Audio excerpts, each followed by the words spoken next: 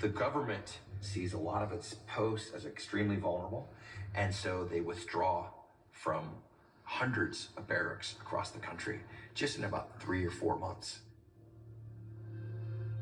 By the end of 1920, 700 barracks are evacuated as the RIC retreats to the relative safety of large towns. And that leads us to a situation where the British state is no longer as visible or as powerful or as able to assert its control and authority in Ireland on a daily basis. You have senior British military figures going to cabinet saying, we can wipe the IRA out in 2 or 3 weeks, you just need to give us the go-ahead. But what's militarily possible and what's politically expedient are two very different things.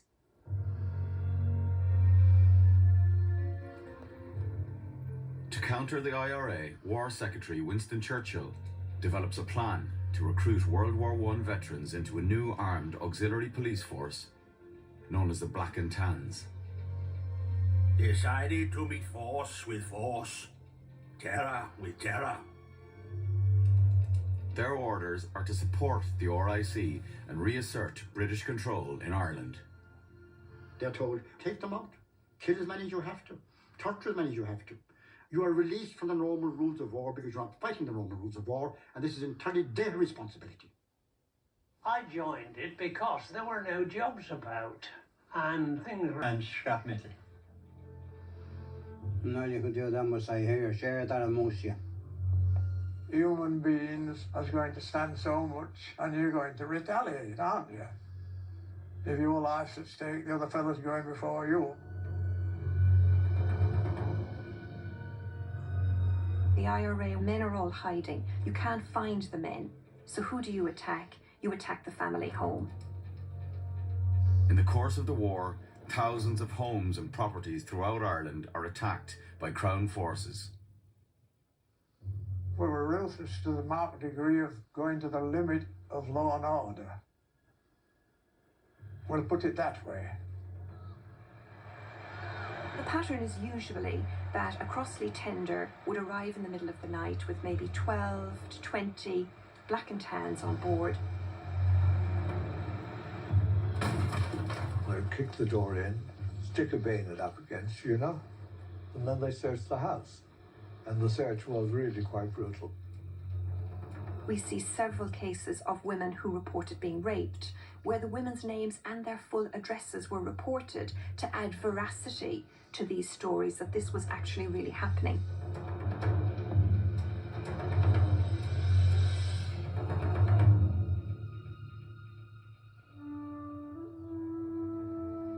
March 20. That large parts of the island have gone over to the enemy, are being controlled by the enemy. We must strike back. Somebody Churchill knew as a hard man, General Hugh Tudor, is sent to Ireland. This country is ruled by gunmen. They must be put down. Tudor unleashes a new paramilitary group of elite British officers to support the Black and Tans and the RIC. They are known as the Auxiliaries. Police and military will patrol the country roads at least 5 times a week. When civilians are seen approaching, shout hands up. Should the order be not obeyed, shoot with effect.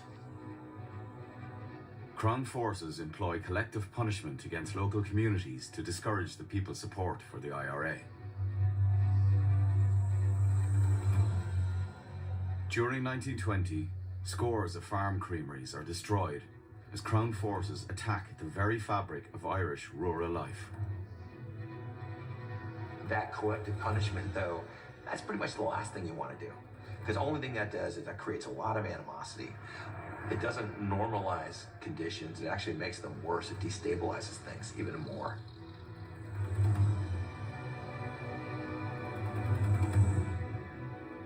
August 9th, 1920. In a further attempt to control Ireland, the British government enacts the Restoration of Order in Ireland Act. Hundreds of IRA volunteers are rounded up. Those who slip the net are forced to go on the run. And what eventually ends up happening is they start to gather in groups of anywhere from 10 to 30 or 40. And these become the nexus points of what will ultimately be the flying columns. The members of the flying columns are the most zealous of the Republicans. The number of ambushes doesn't dramatically increase, however, the casualties inflicted increases significantly. Flying columns rely on the people to hide and feed them as they live rough in ditches. 20. An IRA unit enters a pub on Drogheda Street in Balbriggan, north of Dublin, where RIC Inspector Peter Burke is drinking with friends. The IRA opens fire, killing Burke. His death sparks an immediate reprisal. 140 Black and Tans and auxiliaries descend on Balbriggan, intent on revenge. The town will be destroyed. To realise the full horrors of that night, one has to think of bands of men, inflamed with drink, raging about the streets, firing rifles wildly, burning houses here and there, loudly threatening to come again tonight and complete their work. By morning, Balbriggan lies in ruins. 2 local Republicans, Seamus Lawless and Sean Gibbons, have been bayoneted to death.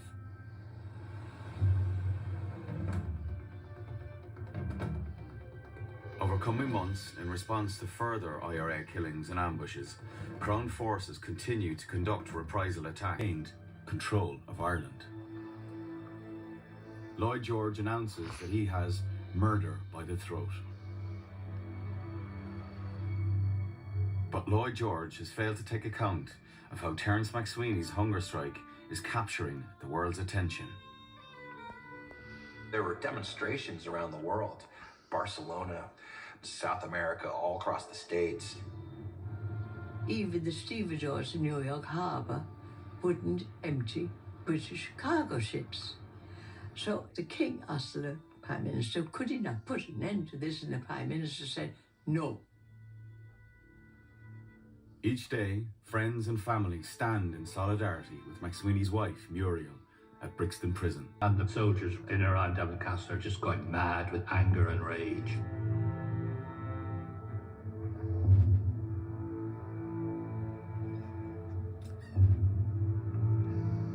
On the afternoon of this bloody Sunday, thousands attend a Gaelic football match between Dublin and Tipperary at Dublin's Croke Park. A unit of British auxiliaries is sent to the stadium to search and question the spectators. I was at that time able to take a free into the Dublin goal when the next thing happened was fire was opened from the canal end of the field.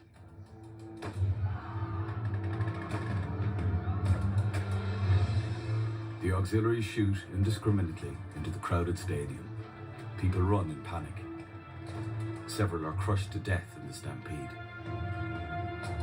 Tipperary player Michael Hogan tries to crawl to safety from the pitch but is shot dead. When the attack is over, 14 people have been killed, including 3 young boys. Bloody Sunday makes headlines around the world, and particularly in Britain. But it is not the killing of intelligence agents that principally exercises the public mind. It is the killing of sports fans in Croke Park. It's bringing into stark relief that the British are not a humanitarian beacon, that they're willing to use violence against civilians. They are proving that their empire doesn't rest on elevated ideas and principles, that it's actually just based on brute force. That really demoralizes the British people. That's not how they perceive themselves. But Minister for War, Winston Churchill, is determined to stay the course. Are we now, fresh from victory in the Great War, to collapse miserably and impotently before the meanest, basest and feeblest of foes? 5 days after Bloody Sunday, Galway brothers Paddy and Henry Loughnane are arrested in South Galway for IRA involvement. Irish side, it was a calculation. Well, the more we can up the ante, the sooner they'll get out. Get the bloody British Army out of Ireland. Spring 1921. The Republican propaganda machine is in overdrive. Journalists are brought to Ireland to see the impact of the war. The American Committee for Relief in Ireland publicises Irish suffering and raises funds which are distributed by the Irish White Cross. In March 1921, an American delegation visits 95 locations in Ireland, including Balbriggan and Cork, to witness the impact of British actions firsthand.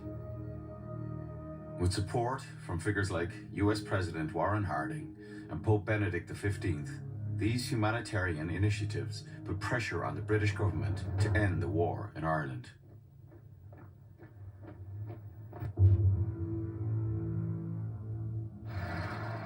But the British continue the reprisal attacks. Over 150 are conducted in the first months of 1921. The Irish people are weary.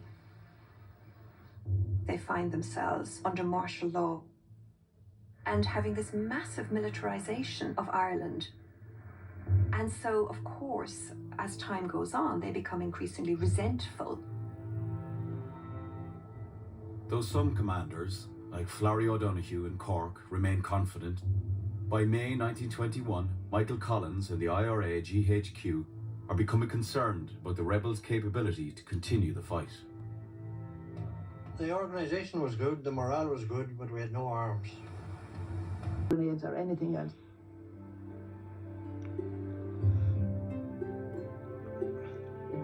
And what the British government finally realized is that no government that they instill on the Irish people is going to be accepted as legitimate.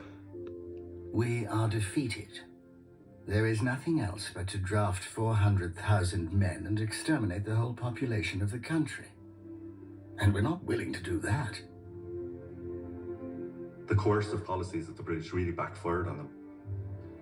And it was the public opinion in Britain, influenced by the journalism, that put pressure on the British to come to the negotiating table. Political observers, it would have been clear what's going to happen in the summer of 1921. Britain wanted the Irish to accept Home Rule, and that was no longer acceptable. Sinn Féin wanted a republic. Britain were unwilling to give that. The British fear that granting the Irish a republic might spark insurrections by other colonised peoples in Asia and Africa, which would undermine the British Empire. A 32-county Ireland is also ruled out by the British. Northern Ireland, they insist, must remain in the United Kingdom.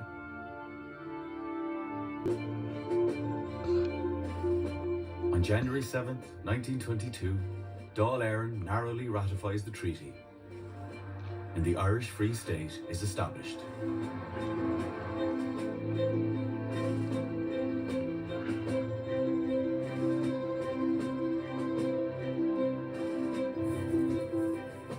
Five days later, British troops begin to withdraw from Ireland. On January 16th, 1922, Dublin Castle, the historic seat of British power in Ireland, is handed over to the Irish Provisional Government. This is a major moment in Anglo-Irish relations. It is a recognition by the British that the 700 years game is up. The withdrawal of British troops is a major symbolic moment for most nationalists. Tangible evidence of what has been achieved. The departure of the British forces meant that the dream had become the reality. They had won.